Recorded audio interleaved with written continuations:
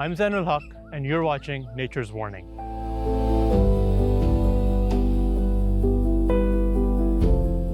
The Silk Road, the Grand Trunk Road, we're familiar with these roads that connect South Asia to different parts of the world. But there are more ancient roads that connect South Asia to the rest of the world, even as far east and far north as Siberia, Central Asia, and other parts of the world. We are talking about the Indus Flyway. The Indus Flyway is one of the most important migration routes for birds in the world, and their destination is the Indus River in our province of Sindh. The Indus Flyway is like a migratory highway for the birds. It stretches from Siberia to Central Asia and all the way towards the Indian continent, and it stretches for about 4,500 kilometers, where the migratory birds travel in the winter season to these warmer sites for some time until their back migration towards the Siberian region in the summer season. So this process and this concept has been existent since, I guess, thousands and millions of years, so it's not a new phenomenon, and it has existed since, I guess, since the existence of nature and earth, so this is something not recent. Somewhere in the wilderness of Siberia, a place so remote and harsh, especially in the winters, the revolutionaries during the period of the Russian Tsars would be sent there for months and years. But those revolutionaries were not the only beings escaping those harsh conditions in Siberia.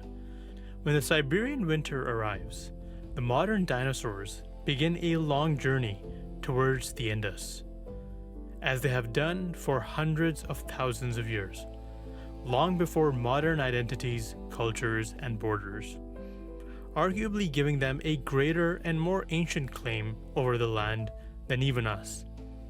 But today, when they arrive here, they no longer find the same reprieve that their ancestors would have enjoyed and passed down to them. Today, they have all sorts of obstacles to overcome: pollution, noise, the shrinking delta and waterways, rising temperatures, and humans whose desire for money is greater than their empathy for these birds. It seems that the birds are now finding their way to a more hospitable environment, or maybe even declining in their overall number. We have 150 bird species which are recorded here by different bird photographers, and they've been catalogued and documented on ebirds.com, which is a global forum. And they range, we have aquatic birds, we have terrestrial birds. The rarest aquatic birds that we have are the Siberian ducks, that they come in winter, and also flamingos, greater flamingo, lesser flamingo, and many other aquatic birds. We have, in terrestrial birds, we have scaly-breasted munia, we have Indian silverbill, we have common babbler, we have jungle babbler, we have doves, we have house sparrows. But why Sindh? Because Sindh is home to immense wetlands like the Kinjar Lake, the Manchar Lake, the Halaji Lake, the Indus Delta, as well as the Run of Kutch. The birds that make it to our country include cranes, flamingos, mallards, storks, plovers, and even the threatened bird, the Houbara bustard. These birds shouldn't simply be seen as important because they're nice-looking birds, but also because they're essential to our ecosystem. They eat insects, support our biodiversity, and keep our wetlands healthy. But our wetlands are dying, and there are two main reasons for that. One is the upstream diversion of the Indus River, and secondly, rising temperatures on a global scale. So the decline has been recorded to be over 50%. I remember during the COVID time period, the number of migratory birds coming to Sindh had increased because of the lockdown. There was limited poaching and limited hunting. Now there are a combination of factors leading to the decline in the population of birds coming to Pakistan. It is poaching, it is illegal hunting, it is the degradation of the wetlands and the pollution taking place. You see a lot of industrial effluent being directly dumped into our waterways, especially the sea. If you look at sea view, for instance, and if you go for a bird's eye view and you see the place on Google Earth, you see an enormous gray patch.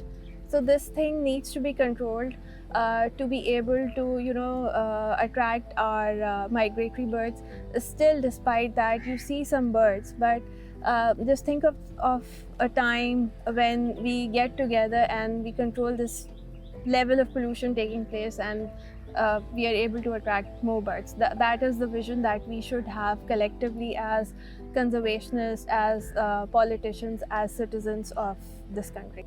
And despite everything, the example of the small urban forest project shows us that even small acts of restoration can make a difference in creating a sanctuary for our birds. When I came here, this place was a dumping site and there were no trees here, no greenery.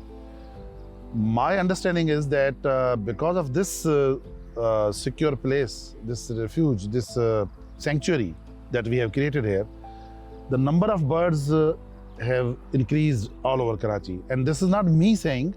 It is true that even small improvements in the ecosystem can result in a noticeable visual change in the surrounding.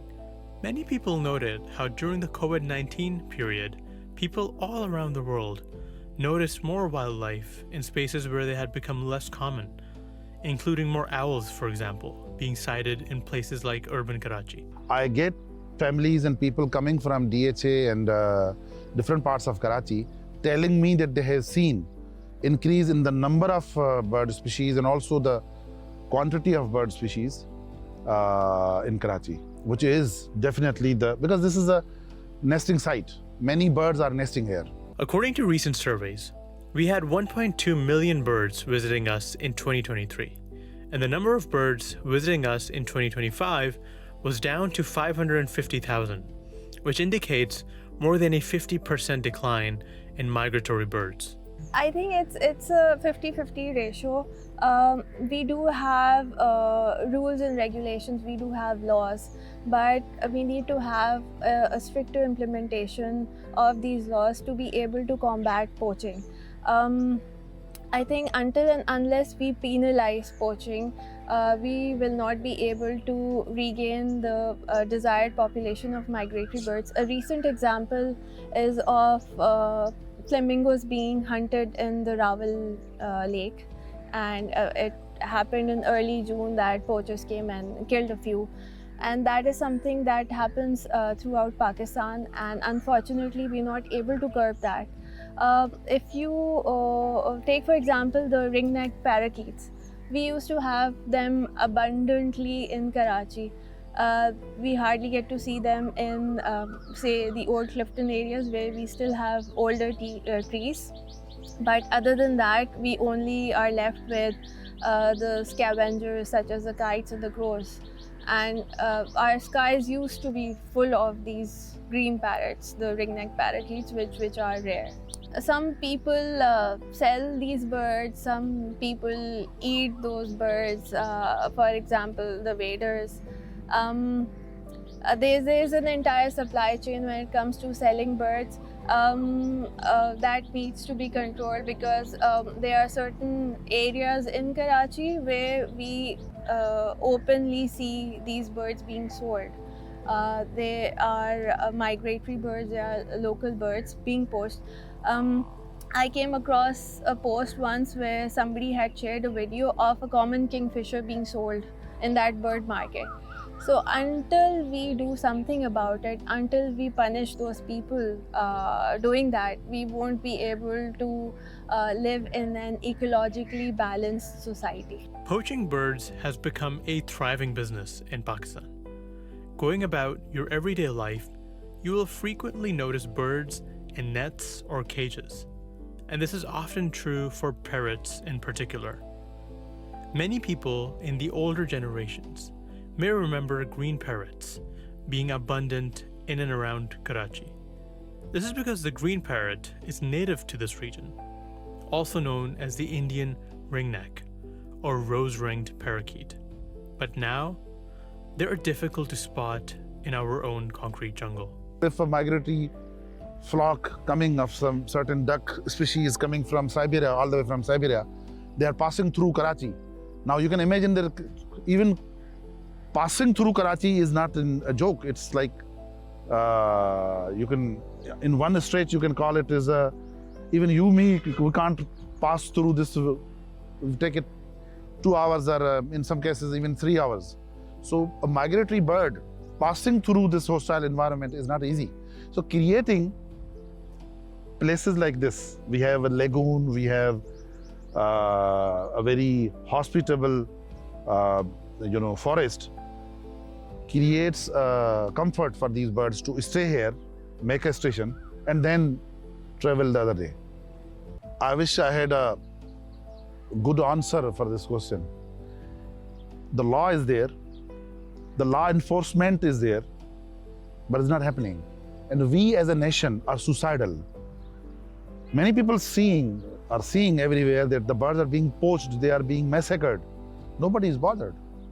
I don't think that anything can be done. You can't save people from themselves. But birds play a more important role in our history and heritage than mere species who ought to be preserved. And we cannot quite understand their importance and protect them unless we learn about our ancient connection to these birds. Birds are frequently found in the poetry of Shah Abdul Latif Bhai. Bhai is arguably one of the most famous and renowned poetic figures in the history of Sindh. In his works, birds are often used as metaphors for the constants of life, such as fidelity, migration, and spiritual searching, in the context of the poet's relationship with the divine. The migratory crane, known as the kunj, is a culturally significant bird in southern Punjab and Sindh. Some academic studies suggest that the Siberian bird is used in local poetry as a symbol for love, separation, pain, and loyalty. As the quantity of these birds traveling to Sindh reduces over time due to the climate and ecological crisis, which includes the restriction of the Indus River's flow to the delta, it would come as no surprise if a consequence of the decline in biodiversity is also a decline in preserving poetic traditions, or retaining the poetic meaning and significance of these birds in a world where people aren't even familiar with the birds any longer. Initially, the most common mistake that people do, like I also used to do, was that whenever I used to observe a sunbird, I used to confuse it as a hummingbird. So a lot of people don't know these basics. There are a lot of local birds, a lot of migratory birds. You just have to have a keen eye and be able to observe what is around you. You can do so by having food bowls and water bowls in your home to be able to attract these. But in doing so, we are also doing a disservice to nature, because you see a lot of roundabouts where there is an increased population of pigeons. And we are indirectly also creating an ecological imbalance where we see the rise of certain species and the decline of the rest. Sometimes we need to leave things to nature. And when it comes to sighting birds, I would say Clifton Urban Forest is a spot close to the city where you can see migratory birds. You can see a lot of waders. You can see greater, lesser flamingos. You can see a lot of plovers. You can see a lot of stilts. You get to see the red wattle lapping and the yellow wattle lapping. You can see ibis as well. It is important to put this into perspective by looking at what other countries do to preserve and protect their wildlife. For example, during critical periods of breeding for fish like salmon, or during critical nesting stages for owls, there is an active effort to put up signs, and in some cases even blocking off certain areas from human interference in order to allow the population to thrive. So a lot of people may have heard bird calls, but we may not be able to relate them to certain species because we are unaware. Even around the beaches of Karachi or the outskirts of Karachi, you can see and observe a lot of local and migratory birds. A lot of them are resident birds. Say for example, if you get to go to the Halaji Lake, you get to see a lot of birds over there. You get to see the types of kingfishers. There are 3 types in Sindh that you can see: the pied kingfisher and the common kingfisher. If you go up north, you get to see the crested kingfisher. There are a lot of pintails over here. If you visit the Port Qasim area, you get to see a huge flamboyance of flamingos in July. And there are certain bird species in phase 8 defense as well. I remember back in December 24, there were about 2 dozen grey-lag geese that had migrated to Karachi, and they stayed here for almost 2 months before flying back. So we do attract a lot of birds that way. If we just focus on the crane as an example, in Japanese and Korean cultures, cranes are sometimes used as symbols of good fortune. Every society has its own cultural context, which can be an important bedrock of conservation efforts. In a place like Pakistan, there is strong potential for using cultural stories and precedents to preserve important species. Taking the crane as an example, again, a famous Sufi figure by the name of Ganshakar used the bird in his poetry. In countries with strong law enforcement and implementation of existing policies, the issue usually isn't the lack of laws to protect wildlife, and therefore any issues are easily solvable by creating and implementing good laws.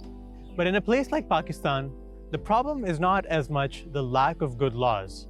The problem is more specifically the lack of capacity and willingness to enforce the good laws that do exist. I think it has to be partnership between the government, the NGO and the citizens, and I think the laws should be made more stricter. That should be the first step to combat poaching.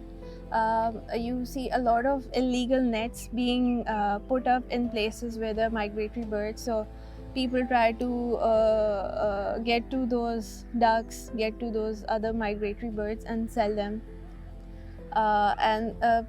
One more thing is that birds do have a very strong memory that goes against the concept of bird brain. They remember.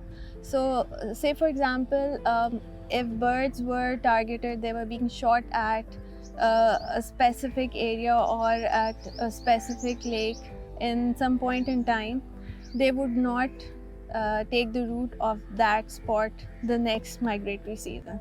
So you're discouraging these birds that way. So one of the things that I've noticed, and it happens quite frequently, is that there's a supply chain of poachers capturing birds and selling them. They encourage people to release them, and as if they have a direct connection to God and help you, add points to your reward. So this should be discouraged.